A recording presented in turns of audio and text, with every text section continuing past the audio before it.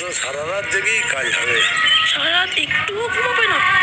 না, তবেই না আসবে মা মরতে।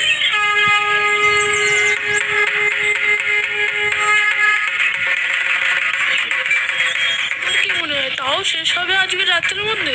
দেখ কত বাকি। আরে তুই এত চিন্তা করিস না তো, একটা গল্প বলি শোন। কি গল্প রে? তুই জানিস আমি আগের জন্মে কি ছিলাম? কি ছিলিস? দুর্গা মায়ের সিংহ ছিলাম। কি বলিস সত্যি?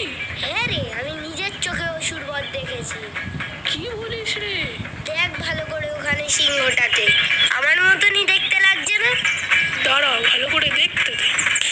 তাহলে বলতো মহিষাসুরের রক্তের কেমন টেস্ট? তুই তো মহিষাসুরকে কামড়েও ছিলিস। দেখ চন্নি, তুই বিশ্বাস না করিস করিস না, কিন্তু মাঝখান থেকে কাঠি মারবি না একদম। মা দুর্গা দেখছে কিন্তু তুই আমায় চাটি মারবি, তাই না বল্টু? ঠিক বলেছিস। আর তুই আমার কথায় বিশ্বাস করিস না বলেই তোকে প্রতিদিন কান ধরে দাঁড়াতে হয়। ঠিক বলেছিস, মা দুর্গা ওকে পাপ দেয়। এটা আজ করব, এটা সপ্তমীতে, এটা অষ্টমীতে, এটা নবমীতে, আর এটা দশমীতে পড়বো। সবকটাই বাজে, সবকটাই নীল রঙের, অত হিসেব করে কি হবে? তা তোর কি রামধনুর মতন 7 রঙের জামা? তোরও তো সবগুলো পিঙ্ক। পিঙ্ক তো সুন্দর রং, ব্লু তো বাজে রং। তোরা আবার জামাগুলো বের করেছিস?